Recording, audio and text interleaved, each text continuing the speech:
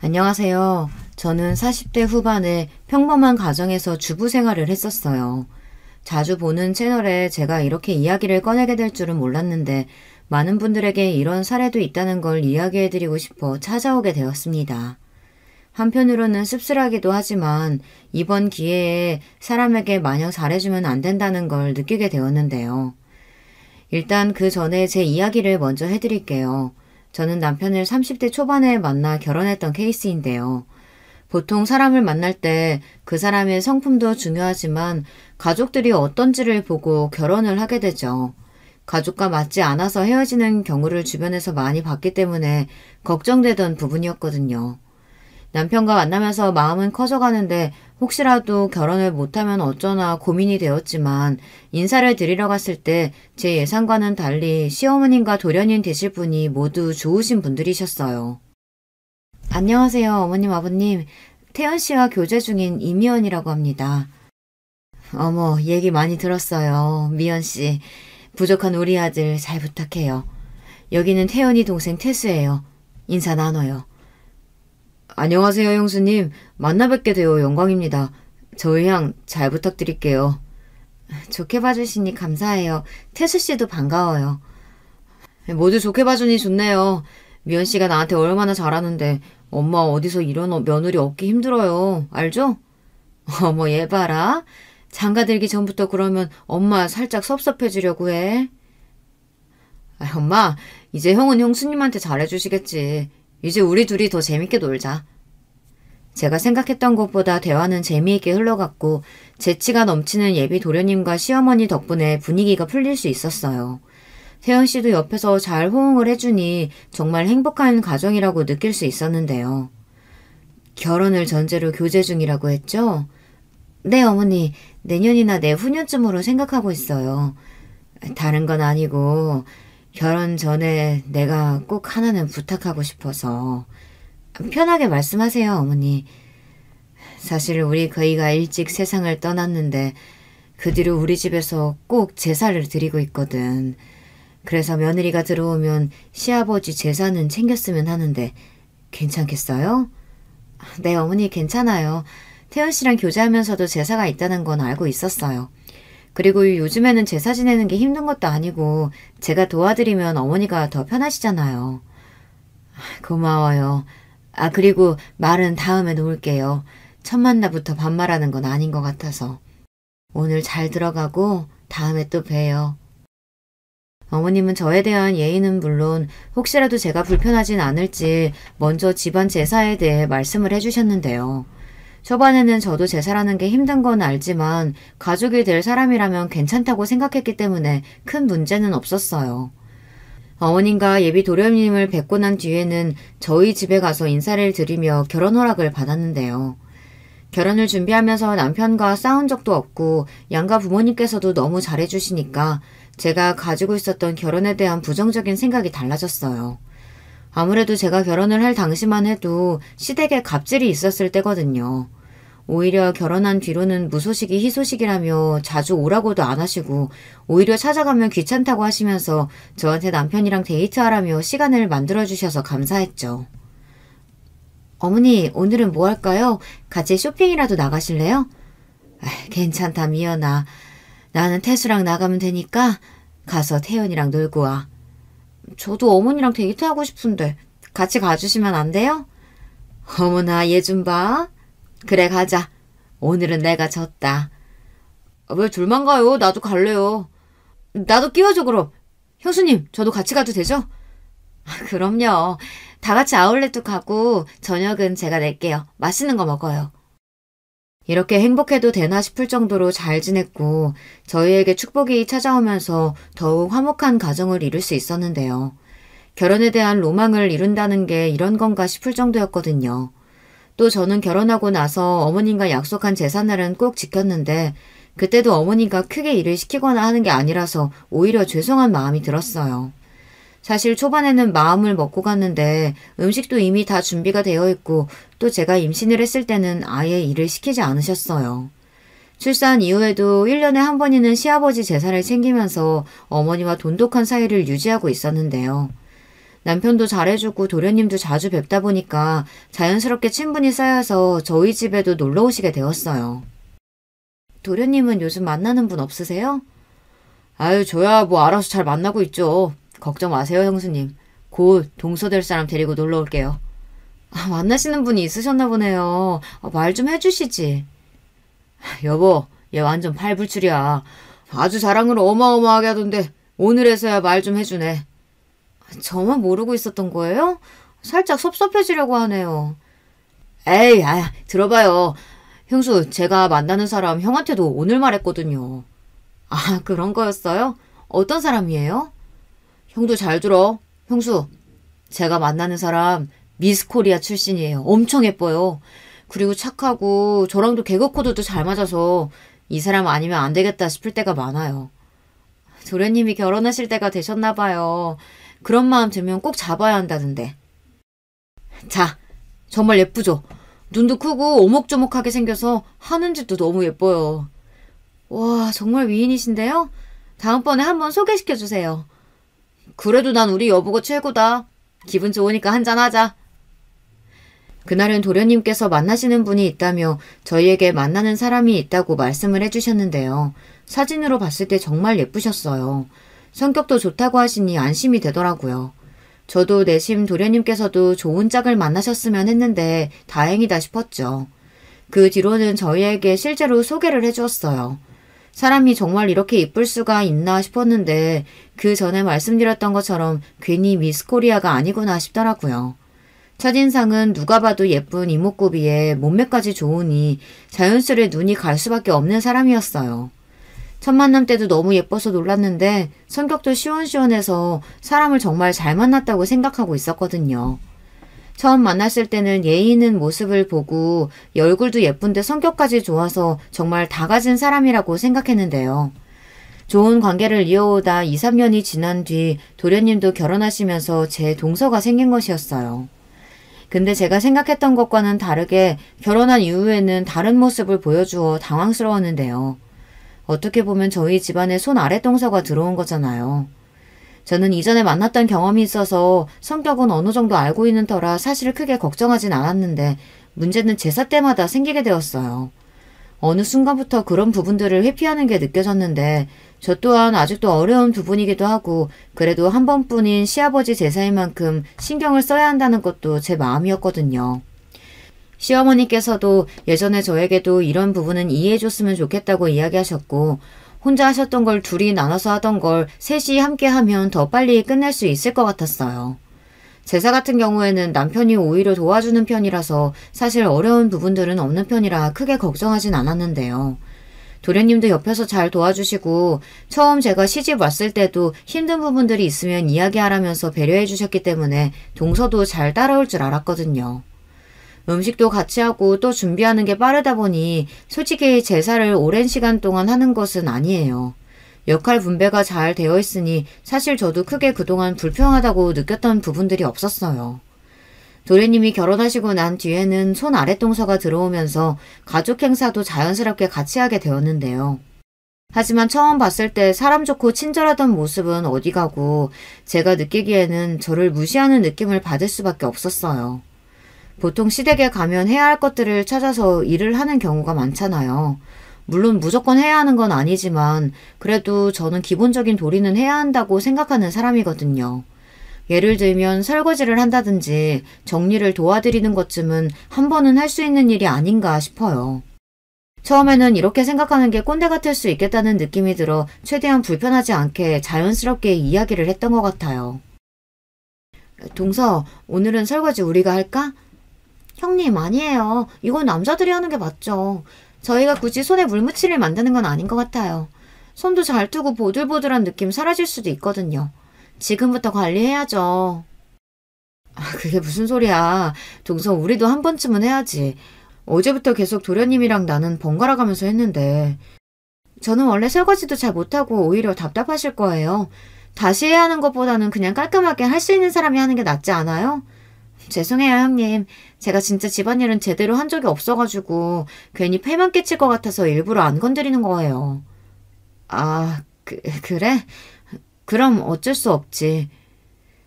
처음에는 동서가 하는 말이 이해가 가지 않았는데 그래도 한번 해보라며 시켰을 때 진짜 못하더라고요. 제가 다시 다 해야 할 정도라서 안 좋게 말하면 공주님처럼 큰 거라는 생각이 들 정도라 기분이 살짝 상하긴 했어요. 시집을 왔으면 기본적인 건 해야 하는 건 아닌가 싶었는데 이거 너무 꼰대 같은 생각이었을까요? 동서에 대해서 기분이 나쁜 건 저뿐만이 아니었는데요. 가족이 늘었는데 일하는 사람만 하고 안 하는 사람은 계속 안 하는 것 같아. 안 그래도 내가 동서한테 물어봤는데 집안일이 생각보다 어렵다고 하네. 이번에 한번 설거지 해보라고 했는데 그거 내가 다시 다 했잖아. 처음부터 집안일 잘하는 사람이 어딨어. 하다 보면 늘 수도 있는 거고 설거지는 쉬운 편에 속하잖아. 적어도 기본적인 부분은 하자는 거지. 그래도 이제 막 들어온 사람한테 뭐라고 하는 건 좀 아닌 것 같아. 괜히 우리 집사람만 고생한 것 같아서 그러지. 안 되겠다. 내가 태수한테 이야기할게. 일단은 지켜보고 정 안 되겠다 싶으면 내가 동서랑 얘기 한번 해볼게. 저희는 워낙 도련님이랑 친하게 지내다 보니 서로 불편한 게 있으면 편하게 말할 수 있는 사이는 맞거든요. 하지만 이제 들어온 지 얼마 되지 않은 동서의 흉을 보는 것 같아 마음이 좋진 않았기 때문에 일단은 지켜보기로 했어요. 솔직히 기분이 좋지는 않았지만 처음부터 안 좋은 소리를 하는 것은 서로에 대한 예의는 아닌 것 같기도 하고 일단은 동서도 하고자 하는 마음은 있지만 몸이 잘 따라주지 않아 속상할 수 있으니 괜히 이야기를 꺼내지는 않았어요. 하지만 이게 오히려 저를 아랫사람으로 보는 행동이 될 줄은 몰랐는데요. 저는 배려를 했다고 생각하는데 갈수록 도가 지나치더라고요. 1년에 몇 번 안 만나는 명절을 빼고 난 뒤에는 저희가 지역도 가까운 편이라서 자주 저녁을 먹는 편인데요. 얼마 전에는 동서랑 같이 저녁을 먹는데 저희 집 근처의 식당에 가서 맛있게 저녁을 먹고 돌아왔거든요. 근데 그날 뭔가 이상함을 느꼈던 점이 있었어요. 하나부터 열까지 도련님이 챙겨주면서 손 하나 까딱 안 하는 게 그냥 딱 공주님 느낌이더라고요. 잘 챙겨준다는 생각이 들 수도 있지만 제가 느끼기에는 너무 기본적인 부분까지 해주니까 저러다가 버릇이 나빠지겠다는 생각이 들 정도였어요. 도련님은 동서를 정말 많이 아끼시나 봐요. 하나부터 열까지 잘 챙겨주시네요. 이 사람이 원래 덤벙거리는 게 심해서 제가 옆에서 챙겨주는 편이에요. 손이 많이 가게 해도 사랑하니까 이 정도는 아무것도 아니죠. 제가 할 수 있는데 유독 저를 챙기는 것 같아요. 아무래도 제가 좀 연약하기도 하고 또 남편이 챙겨주면 편하잖아요. 형님은 남편분이 따로 안 챙겨주세요? 오늘 보니까 혼자 다 하시는 것 같던데 좀 도와주세요. 저는 혼자 하는 게 편하기도 하고 서로 챙겨줄 수 있는 부분은 챙겨주고 있어요. 걱정 마요. 그래도 형님, 여자로서 옆에서 보면 좀 안타까운 부분도 있어요. 시댁 가서도 마찬가지고 솔직히 저희가 귀한 딸인데 그렇게 집안일하는 걸 보면 부모님께서도 속상하시지 않을까요? 동생의 이야기를 듣고 나서는 머리를 누가 한 대 맞은 것처럼 띵하기도 했어요. 어떻게 보면 시댁에 가서 일을 하는 것도 해야 하는 것이라고 생각하거든요. 저희 남편도 친정에 가면 같이 설거지도 하고 정리도 하는데 이게 여자 남자가 있을까요? 물론 종처럼 일을 하라는 게 아니고 기본적인 부분은 하자는 생각이었거든요. 요즘에는 며느리들을 손님처럼 대하라는 말들이 많긴 하지만 그래도 시댁인데 너무 편하게 있는 건 아닌 것 같고 그만큼 서로 지켜야 할 부분이 있잖아요. 아무리 그래도 기본적으로 해야 하는 것들은 하는 것이 좋죠. 아무래도 시댁에 매일 가는 것도 아니고 어쩌다 한 번 가서 가족들이랑 시간 보내는 건데. 형님, 저는 그렇게 생각 안 해요. 이게 한 번 계속 해주다 보면 나중에는 정말 고마운 줄도 모르는 경우가 많다고 제가 들었거든요. 동서, 내가 5년 정도 살아보니까 그럴 걱정은 하지 않아도 돼요.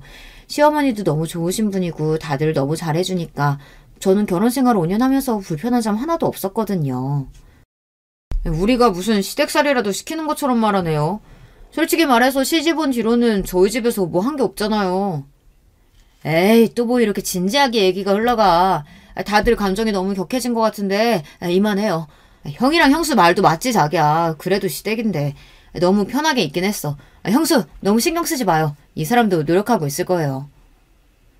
대화가 찝찝하게 마무리되긴 했지만 그래도 저는 처음부터 동서의 입장을 아예 생각하지 않았던 건 아니었어요. 누가 집안일을 하고 싶겠어요. 하지만 아직 그렇다고 해도 이대로 그냥 지나치는 건 아닌 것 같아 진지하게 동서에게 한 번 더 이야기했습니다. 강요하는 건 아니지만 가족들끼리 모이는 자리인 만큼 서로가 배려할 부분들은 배려하면 싸움이 일어나지 않을 것 같다고 말이죠. 동서 잘 들어갔어요? 아까 기분 나빴던 건 아니죠? 형님, 솔직히 제가 못할 만한 것도 아니고 저 집에서도 설거지 잘 안 해요. 근데 왜 시댁 가면 여자들이 다 집안일을 해야 해요? 다 같이 하자는 거죠. 저희만 하자는 게 아니잖아요. 아무리 그래도 저는 이해가 안 가요. 저는 시집 오기 전에도 손톱에 피부 관리 받으면서 자유롭게 살았는데 그리고 시댁도 너무 자주 가는 것 같아요. 그래도 저희가 매주 가는 것도 아니고 한두 달에 갈까 말까인데 이건 적은 편이죠. 매주 오라는 시어머니도 있는데. 형님, 제가 조심스럽게 말씀드리는 건데요. 저희가 가서 꼭 집안일을 해야 하고 그런 건 아니에요. 그동안 결혼 생각을 하시면서 가스라이팅이라도 당하신 거 아니에요? 동서의 말에는 가시가 있었고 저는 그 말을 듣고 참을 수가 없었어요. 그렇게 좋으신 분이 저희 시어머니라는 게 좋고 도련님과 남편도 모두 잘해주는데 동서가 단면적인 부분만 생각하고 말하는 것 같았거든요. 더 이상 말이 통하지 않아 그 뒤로는 쉬라고 하고 더 이상 말을 꺼내지 않았어요. 그리고 나서는 딱히 다른 연락을 하진 않았는데 일이 생긴 건 제삿날이 다가올 때였는데요. 시아버지 제사는 1년에 한 번뿐이잖아요. 그때는 제가 왜 이렇게 스케줄을 조정해두는 편인데 그때는 일이 생겨서 조금 늦을 것 같다 보니 동서에게 먼저 부탁을 해두었어요. 동서, 내일 시아버지 제사 있는 거 알고 있죠? 얼마 전에도 이야기했었는데 톡 확인을 안 해서. 형님 오랜만이에요. 제가 지금 휴대전화가 제대로 작동이 되지 않아서 카톡을 못 읽었나 봐요. 다른 건 아니고 저도 너무 도와드리고 싶은데 그날 일이 잡히는 바람에 참여를 못할 것 같아요. 아, 그래요? 그럼 어쩔 수 없지. 내일 내가 도착 시간이 너무 늦어질 것 같아서 혹시나 하고 얘기해봤어. 그럼 도련님한테 연락을 드려야겠네. 제가 미리 이야기해 줄게요. 형님 걱정 마시고 일 보시고 오세요. 굳이 트러블을 만들고 싶지 않았기 때문에 그동안에는 제가 이해하고 넘어갔지만 갈수록 너무 심하다는 생각이 들어 결국 한마디를 할 수밖에 없었는데요. 분명 말을 해준다던 동서의 말과는 다르게 제가 도착했을 땐 도련님이 모르고 계시더라고요. 형수, 오늘은 왜 이렇게 늦었어요? 이런 적 처음인데 이제 몇 년 됐다고 소홀해지는 거 아니에요? 아, 또 말을 그렇게 해요. 오늘 바쁘다고 동서한테 미리 말해놨는데 못 들었어요? 엥? 오히려 저한테는 더 일찍 올 것 같다고 제가 할 일도 다 하신다고. 그래서 저 일부러 늦게 왔어요. 그럼 이거 다 어머님이랑 태원 씨가 한 거예요? 내가 어머님께는 말씀드렸고 태수는 늦게 와서 내가 전화로 말해줬어. 많이 바쁘면 오늘 쉬라고 할 걸 그랬네. 고생했다 미연아. 의사소통에 문제가 있었나 보다. 늦었으니 일단은 마저 준비하자. 저는 분명히 동서에게 말을 전했는데 잘못 알아들은 건가 싶어서 다음번에는 제대로 말을 해야겠다 생각했어요. 하지만 제사 이외에도 동서는 가족 모임에 참석하지 않는 일이 늘어났는데요. 마치 일부러 빠지는 느낌이 들었어요. 또다시 돌아온 제사 때도 동서는 불참하겠다며 저한테 연락을 해왔어요. 동서, 아무리 그래도 1년에 한 번 있는 제사는 빠지는 건 아닌 것 같아. 늦게라도 와서 참석해. 저 진짜 안 돼요, 형님. 예전부터 잡혀있던 약속이라서 취소도 어렵고 늦게도 못 가요. 이번 한 번만 부탁드려요. 내가 그동안 동서한테 말은 안 했는데 도가 지나치다고 생각하지 않아? 형님, 그래도 제가 아예 안 갔던 것도 아니고 한두 번 빠진 거 가지고 너무 심하신 거 아니에요? 한두 번의 문제가 아니라 아무것도 하지 않는 것도 문제인 거야. 동서 온다고 해서 도와주는 것도 아니고 와서 핸드폰만 하다가 가잖아. 나 그동안 많이 참았어. 시어머니 앞에서도 대답은 건성건성하잖아. 사람 무시하는 것도 아니고. 형님, 듣자 하니까 말이 너무 심하신데요? 제가 뭘 아무것도 안 했어요. 막말로 시댁 식구들 자주 봐서 뭐해요. 결혼하고 둘이 잘 살면 되는 거지. 한번 심하게 이야기를 하고 나니 미안하다고 말할 줄 알았거든요. 하지만 오히려 동서는 적반하장으로 그럼 본인이 가서 뭘 해야 하느냐며 말하더라고요. 당황스럽기도 하고 그동안 저를 얼마나 깔보고 있었는지 느낄 수 있었는데요. 그래도 제가 손윗 사람인데도 불구하고 대드는 느낌만 들더라고요. 좋지 않은 채로 시댁에 찾아가서 음식을 하는데 제 표정이 안 좋아 보였는지 어머니께서 먼저 물어보셨어요. 무슨 일 있었니? 얼굴이 너무 안 좋은데. 아니에요, 어머님. 요즘 피곤해서 그런가 봐요. 오늘도 일 때문에 살짝 늦어서 얼른 하고 집에 가서 쉬면 될 것 같아요. 그래? 네 동서는 오늘도 안 온다니? 요 근래 통 연락도 없고 무슨 일 있는 건 아니겠지? 아니에요, 엄마. 요 근래 일도 많아지기도 했고 저도 요즘 좀 이상하게 느껴지긴 하는데 그래도 어쩌겠어요. 저는 도련님의 말을 듣고 의아했어요. 두 사람이 부부인데 동서 일을 잘 모르는 느낌이 들더라고요. 여자의 촉이라고 하죠. 분위기가 좋지 않은 것 같아 자연스럽게 제사 후 정리하며 도련님께 물어봤어요. 도련님, 요즘 안색이 안 좋으신데 무슨 일 있으세요? 아니에요, 형수. 그냥 결혼하고 나서 마냥 행복할 줄 알았는데 그것도 아니네요. 동서랑 싸웠구나. 아유, 도련님, 저희 부부도 요즘 많이 다투고 그래요. 그래도 제사 안 오고 그러는 건 뭐 바쁜데 어쩌겠어요. 저도 말해봤는데 더 이상 할 말이 없더라고요. 그 사람 지금 여행 중이에요. 일이 아니고. 네? 그게 무슨 소리예요? 처음에는 저도 믿었어요. 제사날만 되면 회사에서 바쁘다고 하고 출장 간다고 했는데 제가 SNS를 안 하잖아요. 심심해서 깔아봤는데 그동안 여행을 다녔더라고요. 도련님의 말을 듣고 나선 이해를 할 수가 없었는데요. 그동안 동사가 거짓말을 하고 여행을 다닌 거라고 이야기를 하니 충격이 꽤 큰 편이었어요. 그러면 그동안 일부러 그런 건가 싶기도 하고요. 그럼 그 부분에 대해서 동서랑 이야기해 본 적 있어요? 아니요. 몰래 본 게 민망하기도 하고 사실 인정하고 싶지 않아서 안 물어봤어요. 여행은 누구랑 간지 알아요? 느낌은 친구랑 간 것 같은데 아니면 제가 감당하기 힘들 것 같아서 더 보지는 않았어요. 아무래도 도련님이 SNS를 하지 않다 보니 개인 계정에다가 동서가 글을 올린 것 같았어요. 저도 딱히 SNS에 관심이 없다 보니 예상하지 못했던 일이라 일단은 도련님께 동서랑 이야기를 해보라고 했어요. 저도 집으로 돌아와서 SNS를 통해 확인해보니 정말 여행을 간 건 맞는 것 같더라고요. 이번에만 간 건 아니었고 꽤나 자주 여행을 다니는 것 같은데 도련님 사진은 하나도 없었어요. 보통 부부들은 여행 가면 인증사진으로 서로 사진을 찍어주기도 하고 커플 사진을 올리기도 하잖아요. 근데 그런 거 전혀 없이 오히려 솔로라고 생각이 들 정도로 사진에 달린 말들도 모두 혼자 가는 듯한 느낌이 많았어요. 아무래도 동서가 미스코리아 출신의 예쁜 외모를 가지고 있다 보니 누구나 선호할 만한 인상이라 그런 것 같다는 생각이 들었어요. 댓글은 물론 팔로워도 많은 편이었는데 그동안 운영해오고 있다는 것은 전혀 모르고 있었던 터라 게시글을 보니까 날짜도 체크해보니까 행사가 있을 땐 꼭 나간 것 같았어요. 다음날 도련님께 물어보니 본인은 이번 일을 모른 척하고 일단 한 번은 넘어가겠다고 말을 해주더라고요. 하지만 저는 이게 쉽게 지나갈 문제가 아니라며 도련님께 정신을 차리라고 한 번 더 생각해보라고 했어요. 그리고 혹시 모르니 그 내용들을 모두 제 파일로 옮겨놓고 SNS를 보다가 예상치 못하게 동서가 불륜을 하고 있다는 것도 알게 되었어요. 저는 거기서 큰 고민을 할 수밖에 없었는데요. 사실 이런 부분을 알면 바로 알려줘야 한다고 생각하고 있었는데 한 가정의 일이다 보니 이걸 어떻게 해야 할지 막막했어요.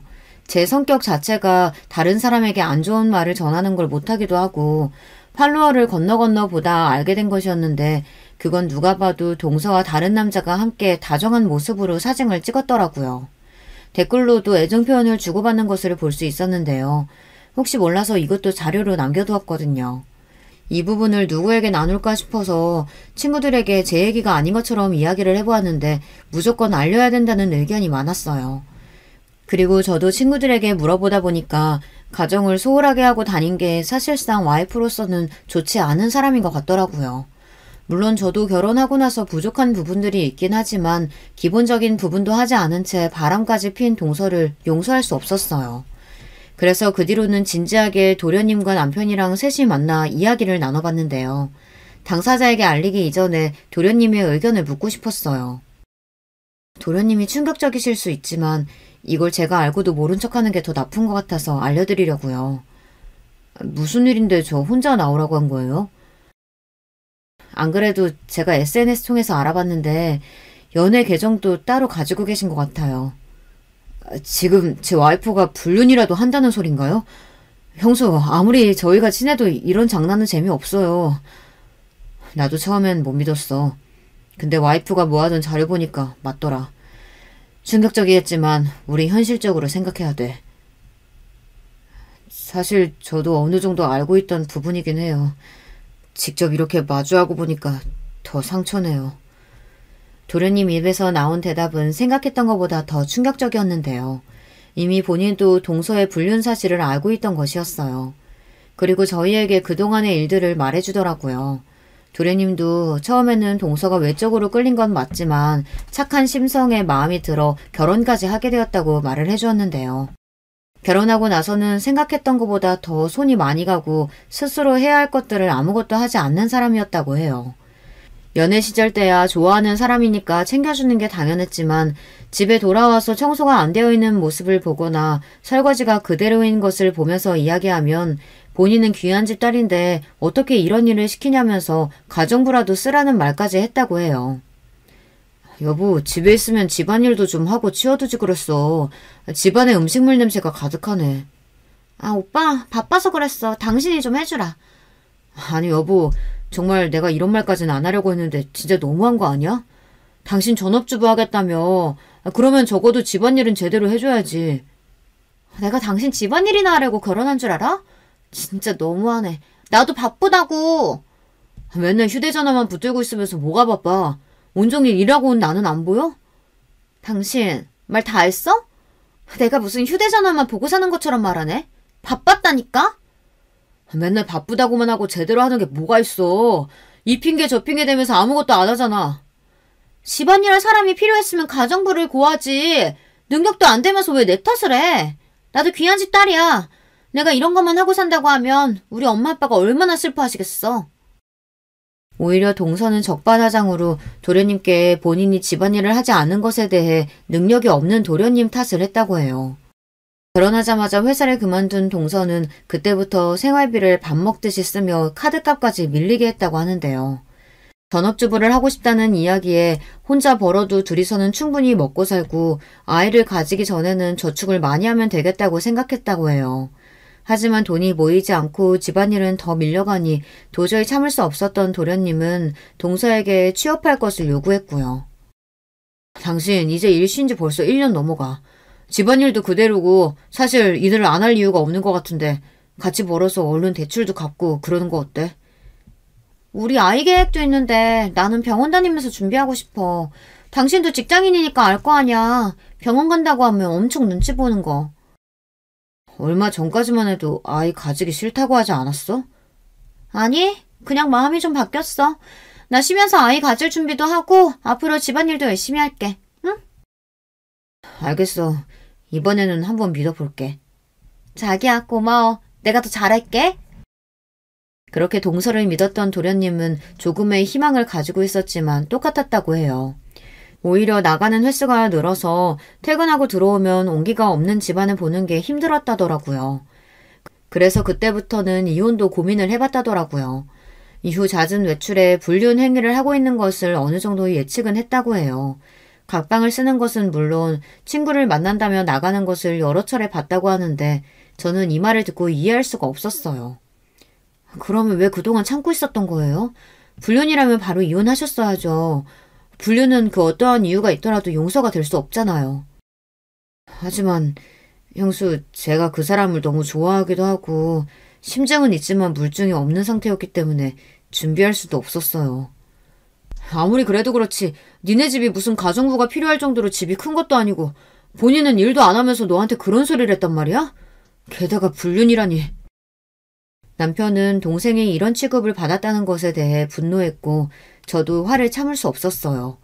말 그대로 무시를 한 듯한 느낌이 들었거든요. 하지만 문제는 도련님이 마음이 없다면 이혼을 저희가 강요할 수 있는 부분은 아니었어요. 그러다 보니 저도 걱정이 될 수밖에 없었는데요. 당분간은 지켜보겠다는 도련님의 말을 끝으로 그 자리는 마무리가 되었어요. 그 뒤에는 도련님께 따로 연락이 없었고 다음 만남은 저희가 어머니 생신 때 만나기로 정해둔 날이었어요. 그때도 여전히 동서는 다른 일이 있다면서 찾아오지 않았고 저희는 사태를 알고 있으니 이미 다른 곳에 놀러 갔구나라는 걸 알고 있었어요. 그 뒤로는 부부 사이의 문제는 서로가 알아서 할 거라고 생각하고 지켜봤는데 이걸 그냥 두는 게 맞는 건가 싶더라고요. 하지만 잘 참았던 도련님도 폭발하게 된 사건이 하나 발생하게 되었는데요. 이건 올해 있었던 일인데 이 사건을 계기로 동서가 완전히 바닥으로 추락하는 일이 있었어요. 평소와 같이 저는 제사를 준비하는데 이번에는 음식을 준비할 게 많아서 동서에게 도와달라고 연락했어요. 동서 미안한데 이번에는 일찍 좀 와줄 수 있을까? 오늘은 할 게 많다 보니까 혼자 하기가 벅차네. 어머니가 건강이 안 좋으셔서. 미안해요, 형님. 이번에도 제가 가기는 어려울 것 같아요. 그리고 음식은 시켜도 되잖아요. 시키는 것도 있지만 직접 해야 하는 것도 있어. 이번에는 정말 안 될까? 너무 힘들어서 그래. 네, 형님. 죄송해요. 안 될 것 같아요. 그래, 알았어. 어쩔 수 없지. 그리고 전화를 끊으려던 순간 믿을 수 없는 소리가 들렸어요. 아, 진짜 뭣도 안 되는 년이 매번 이렇게 전화해서 징징거리니까 짜증나 죽겠어. 아, 그 화도 안 낸다는 형님 말하는 거야? 야, 그 정도면 정성이다. 한번 가서 도와주지 그래. 내가 미쳤냐? 거기 가서 기름기 냄새 쩔어가지고 한번 다녀오면 옷이나 가방에 냄새 배는데 진짜 최악이야. 별것도 아니면서 자꾸 일 시키려고 한다니까.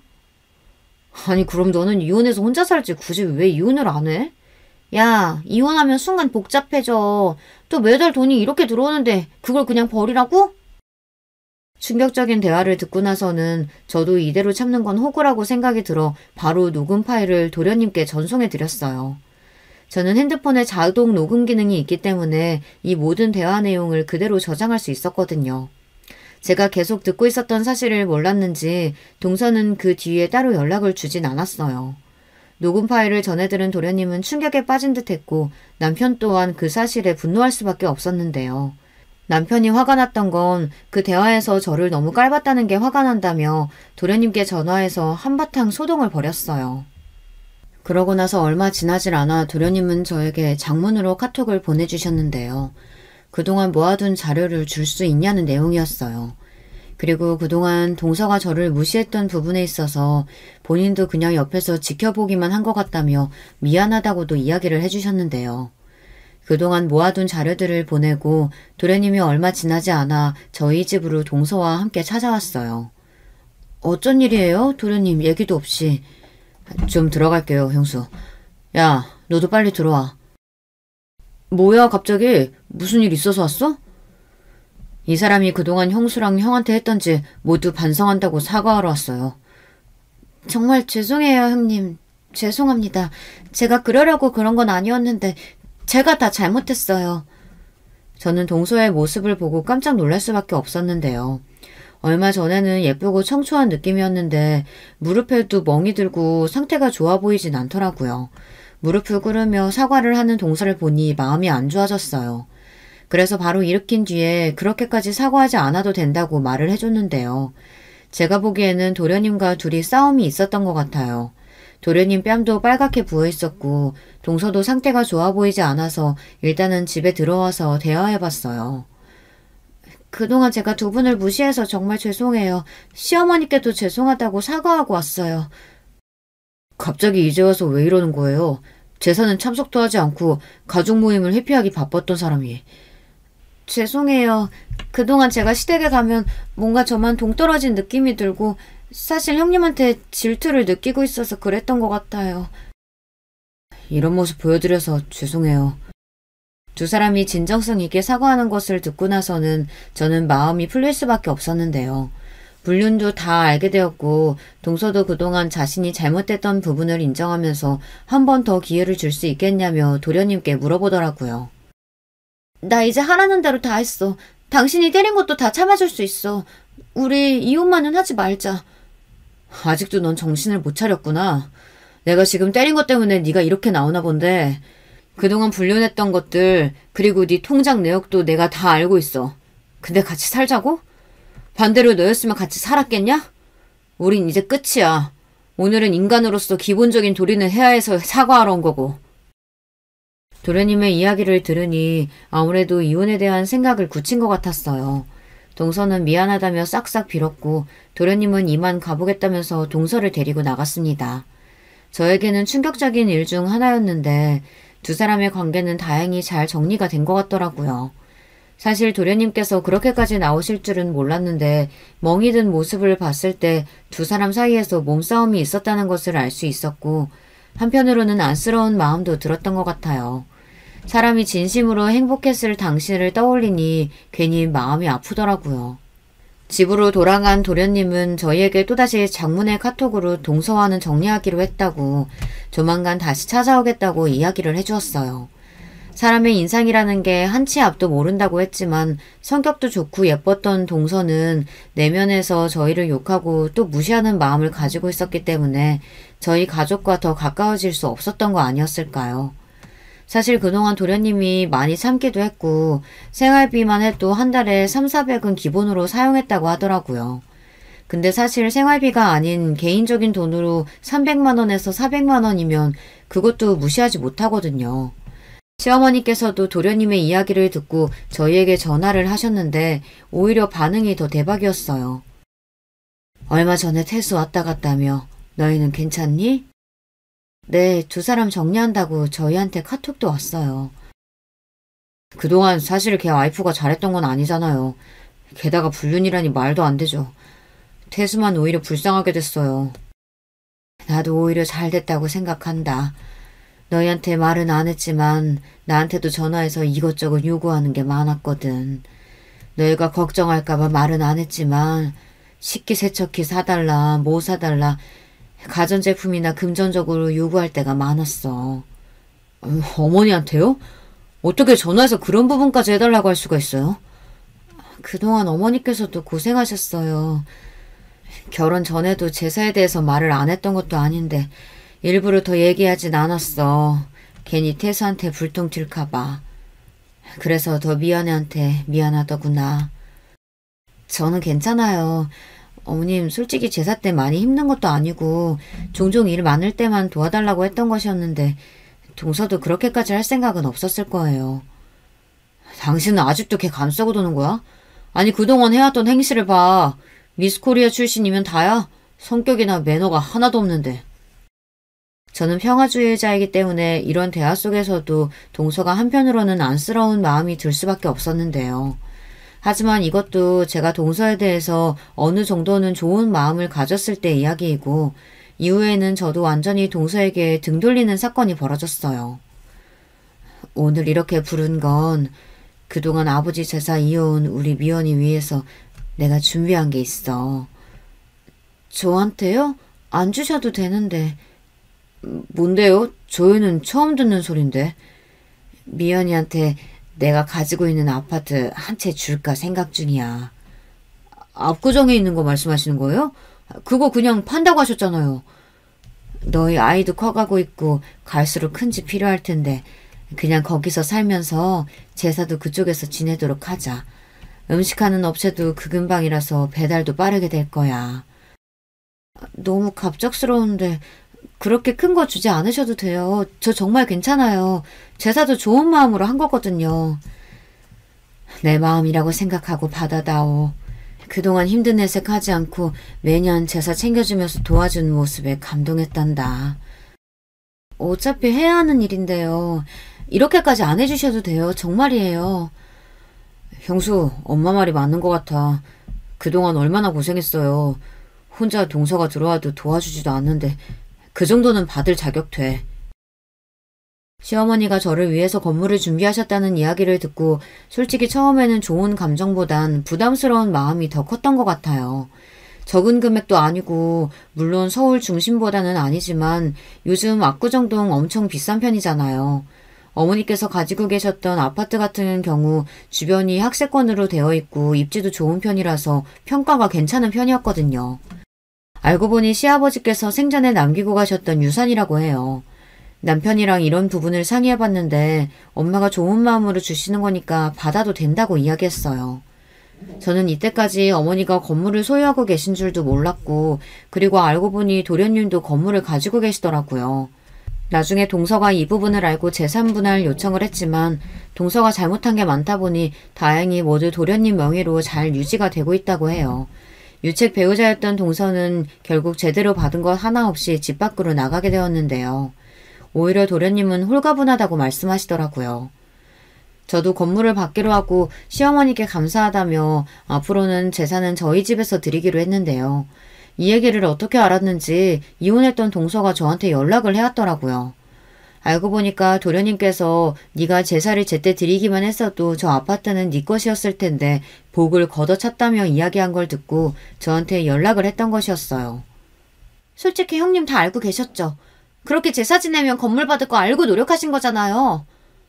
그게 무슨 소리야, 동서. 오랜만에 연락 와서 왜 갑자기 나한테 시비를 걸어. 어머님이 내가 제사 열심히 도와드려서 주시는 건 맞아. 하지만 이걸 결혼 전부터 알고 있진 않았어. 순진한 척도 작작하셔야죠. 이왕 이렇게 된 거 그냥 얘기 다 하고 끝낼게요. 뭐라고? 지금 말 다 했어? 솔직히 형님이 모르셨다면 그렇게 헌신적으로 일을 하실 수 있으셨을까요? 이미 알고 계셨으니까 그렇게 하신 거였겠죠. 너무 속물 아닌가요? 인생 그렇게 사는 거 아니에요. 형님, 저도 알았으면 이렇게 안 했죠. 야, 너도 말 나온 김에 얘기하는데 그럼 그동안 네가 열심히 하지 그랬어? 네가 네 복을 걷어차놓고 왜 나한테 와서 지랄하는지 모르겠지만 앞으로 볼 일 없는데 연락하지 마. 저도 모르게 속마음이 나와서 동서에게 내뱉고 그날 표정이 안 좋으니 남편이 저에게 물어봐서 이 내용을 있는 그대로 이야기를 해주었는데요. 도련님께서는 씁쓸한 표정으로 역시 돈을 보고 시집 온 게 맞는 것 같다고 말해주었어요. 도련님이 다른 사람들보다 벌이가 좋기도 하고 그만큼 능력이 좋으신 분이셨는데 그래서 전업주부를 한다고 했을 때 별다른 반대를 안 했다고 해요.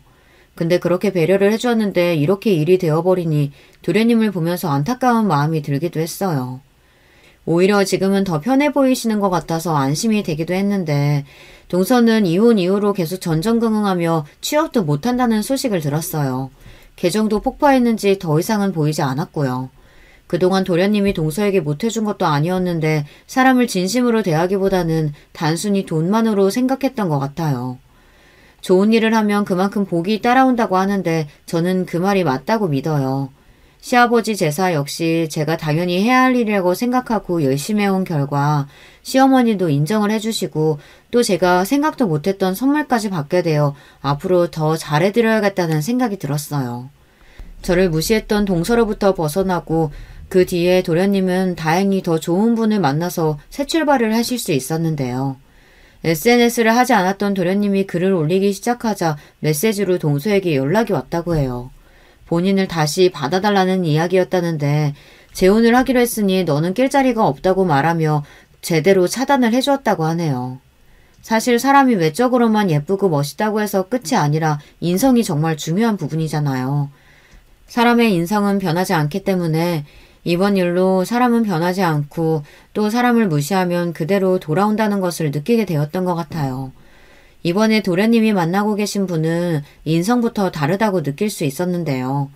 결혼하기 전부터 저희 부부에게 깍듯하게 대하고 또 시어머니께도 따로 찾아가서 데이트도 하고 그러네요. 이전에 있던 동서와는 정반대인 사람이 들어온 것 같아요. 왜 그런 말이 있잖아요. 자기 식구는 들어오면 딱 알아볼 수 있다고 하는데 도련님과 잘 어울리시는 분인 것 같아서 참 좋아요. 올 제사도 저희 집에서 지내게 될 텐데 스스로 어떤 걸 도와줘야 하냐면서 챙기는데 그 모습이 더 예뻐 보이네요. 마치 제가 처음 시집 왔을 때 이것저것 알려달라고 하던 모습이 생각나고 어머님도 저를 보셨을 때 이런 기분이셨을까 싶기도 하고요. 이번에 들어오는 동서와는 좋은 관계로 잘 지낼 수 있을 것 같아 벌써부터 기대가 되네요. 시아버지의 제사를 소홀하게 하지 않고 잘 챙겨서 받았던 압구정 아파트도 계속해서 값이 오르고 있고 얼마 전에는 두 번째 축복이 찾아와서 출산을 준비하고 있는데요. 심심할 때마다 듣는 사연 프로그램에 이런 일도 있다라는 것을 알려드리고 싶어 제 사연을 써봤어요. 다들 인생에 있어서 인성이 중요하다고 생각되시는 일이 있으셨나요? 가족뿐만 아니라 친구 등 인성으로 인해서 트러블이 생기는 경우는 생각보다 많은 편이더라고요. 저도 이번에 일을 겪으면서 무조건 잘해주고 참는 건 호구 같은 짓이라는 생각이 들어 할 말은 하고 지내고 있어요. 누구든 저를 무시하는 말을 한다며 넘기지 않아요.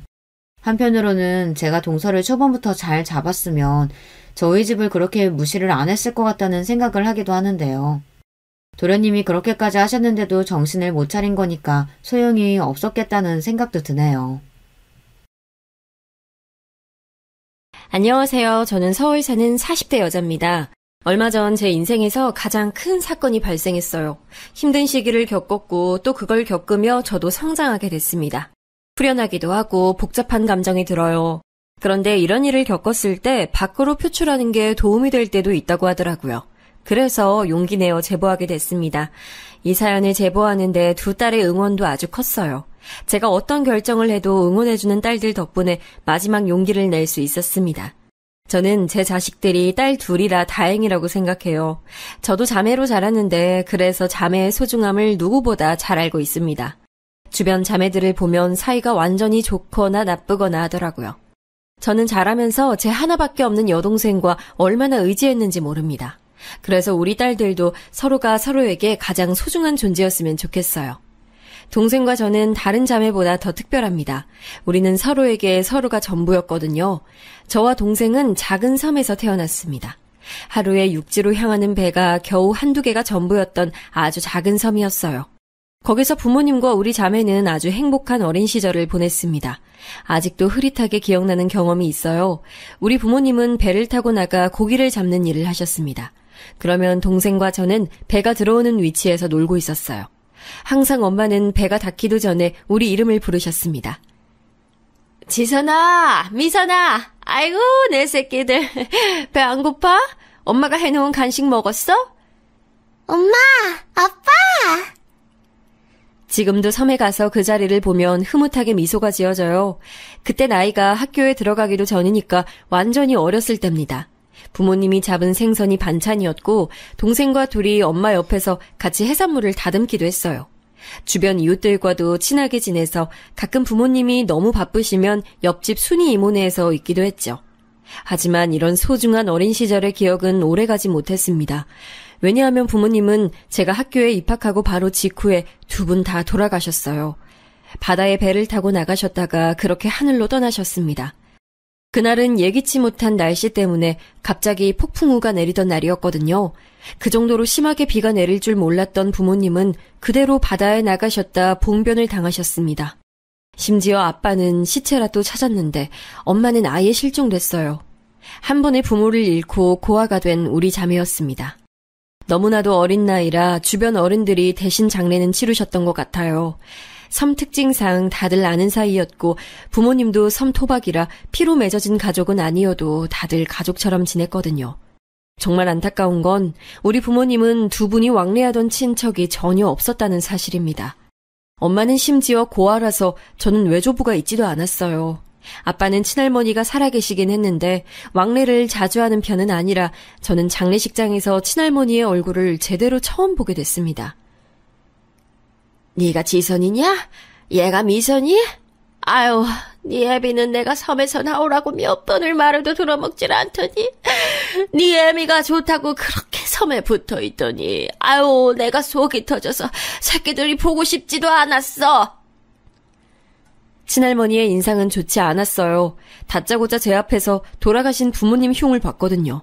어린 마음에 그런 할머니가 미워서 동생의 손을 꼭 잡고 아무 말도 하지 않았습니다. 할머니가 그렇게 우리 부모님을 흉보는 동안 이웃 주민들이 오히려 빈소를 지켜줬어요. 어른들은 저와 미선이를 보고 눈물을 흘리셨습니다. 아유, 이런 토끼 같은 애들을 두고 먼저 가면 어떡해. 아유, 그렇게 애들 예뻐했는데 어떡해. 특히 옆집 살던 순이 이모가 많이 우셨어요. 그렇게 장례가 끝나고 저는 동생의 손을 잡고 친할머니를 따라 섬을 나서게 됐습니다. 처음엔 섬을 떠나기 싫어 고집부렸어요. 절대 싫어요. 우리 엄마랑 아빠랑 살던 집이에요. 떠나기 싫어요. 너희들끼리 살 거면 그렇게 해. 나라고 네 예뻐서 데려가냐? 어? 나도 데려가기 싫어. 안 그쵸?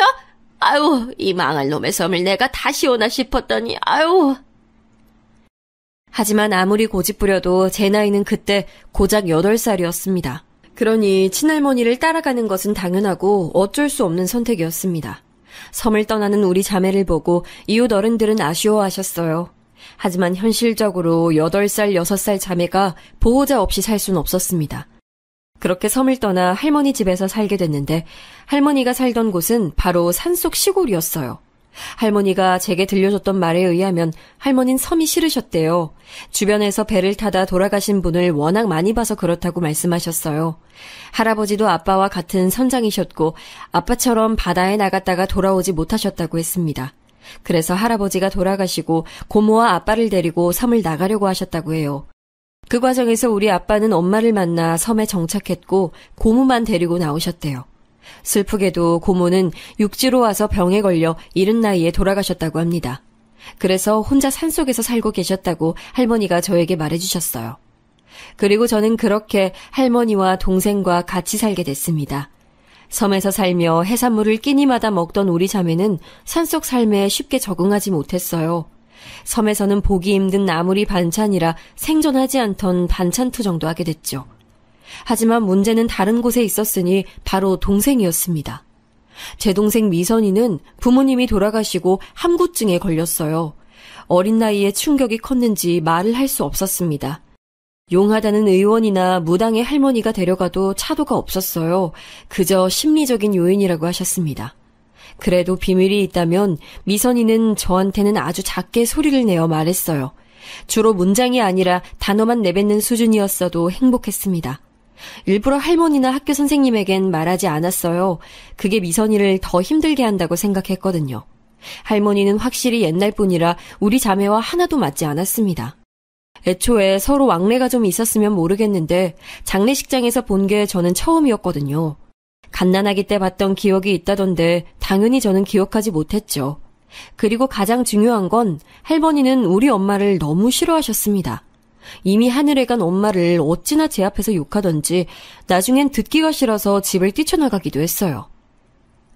네 애미만 아니었어도 내 아들이 빨리 가지 않았을 텐데. 아유, 그 여자가 뭐가 좋다고 섬에 남았다가 봉변을 당해. 할머니는 특히 아빠가 돌아가신 날이 다가오면 정도가 심해졌습니다. 그래서 그럴 때마다 일부러 학교가 끝나도 집에 바로 가지 않았어요. 동생 손을 꼭 잡고 산에 가서 둘이 놀았습니다. 동생이 아직 학교 갈 나이가 아닐 때도 저는 미선이를 우리 학교에 데리고 갔어요. 지금은 전혀 상상도 하지 못할 텐데 그 시절엔 가능했습니다. 그리고 또 우리 학교가 분교라 전교생이 10명도 되지 않았거든요. 워낙 작은 학교고 동생도 그 학교에 입학할 거라 선생님은 흔쾌히 동생을 데려오라고 하셨어요. 그렇게 동생과 저는 서로가 인생의 전부였습니다. 아무래도 제가 나이가 더 많은 언니라서 동생을 유별나게 챙기긴 했어요. 저한테 미선이는 딸이나 다름없었고 미선이에게 저는 언니이자 엄마였거든요. 학교에서 친구가 장난스럽게 미선이를 놀리면 불같이 화를 내곤 했습니다. 미선이가 말을 제대로 하지 못하니 과보호는 더 심해졌어요. 선생님, 우리 미선이 숙제 뭐예요? 제가 옆에서 도와줄게요. 아유, 미선이는 언니 없으면 어떡해? 지선아, 미선이 내일까지 이거 해야 돼. 집에 가서 봐줘. 숙제도 제가 나서서 선생님에게 물어보며 챙겼습니다. 그때는 미선이가 길을 걷다 넘어져도 너무 속상했어요. 제가 대신 다쳐야 하는데 감히 동생을 다치게 했다는 죄책감이 들기도 했죠. 그런 제 맘을 아는지 미선이도 제가 자기 세상의 전부였습니다. 매일 밤 자기 전에는 미선이의 입을 트이게 하려고 얼마나 노력했는지 몰라요. 같이 교과서를 읽으며 육성으로 내뱉을 수 있도록 도왔습니다. 할머니가 시끄럽다고 자라고 해도 굴하지 않았어요. 가방, 책상, 학교, 선생님. 그렇지. 그렇게 내뱉는 거야. 알겠지? 내일 학교 가서 동석이랑 선생님 앞에서 말해보자. 잘했어. 제 노력이 통했던 건지 실제로 미선이는 중학교를 입학할 때쯤엔 말문이 트였습니다. 그래도 소심한 성격은 변하지 않았어요. 저는 미선이를 지키기 위해 강제적으로 활발한 성격이 됐습니다. 어디 가서도 기죽지 않으려고 노력했어요. 할머니와 사는 것도 점점 적응되고 있었습니다. 그런데 제가 중학교 3학년이던 16살 때 할머니가 돌아가시게 되셨어요. 그전부터 할머니는 피를 많이 토하셨습니다. 그래서 제가 할머니를 모시고 읍내까지 가서 병원에 모셔다 드리기도 했죠. 거기서 의사 선생님은 그저 나이가 많이 드셔서 그런 거라고 설명하셨어요. 아무리 할머니가 잔소리가 심해도 반찬을 나물밖에 해주지 않아도 틈만 나면 우리 엄마를 욕해도 그래도 같이 살았다는 정이라는 게 있잖아요. 오갈 곳 없던 우리 자매를 거둔 고마운 분이기도 하셨고요. 그런데 할머니가 아프다니까 얼마나 속상했는지 모릅니다. 그렇게 할머니는 노환으로 집에서 잠드신 상태로 돌아가셨습니다. 친척이 없으니 장례식장은 매우 횡했어요.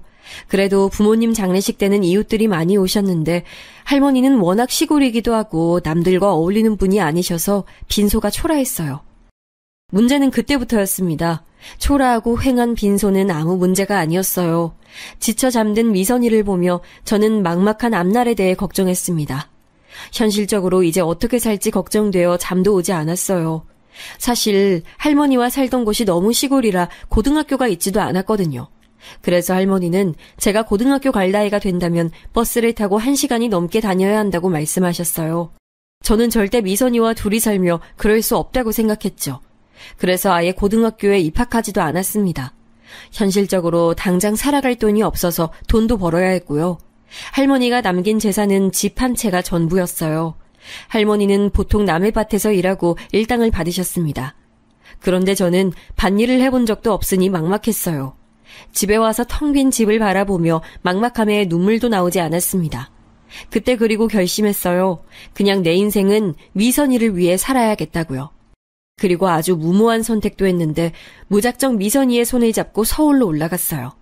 어린 나이여도 거기서 계속 살 수는 없다는 생각이 들었거든요. 저는 책임감 때문에 내가 고등학교에 가지 않는 건 허용해도 미선이가 고등학교에 가지 않는 것은 진짜 상상하기도 싫었습니다.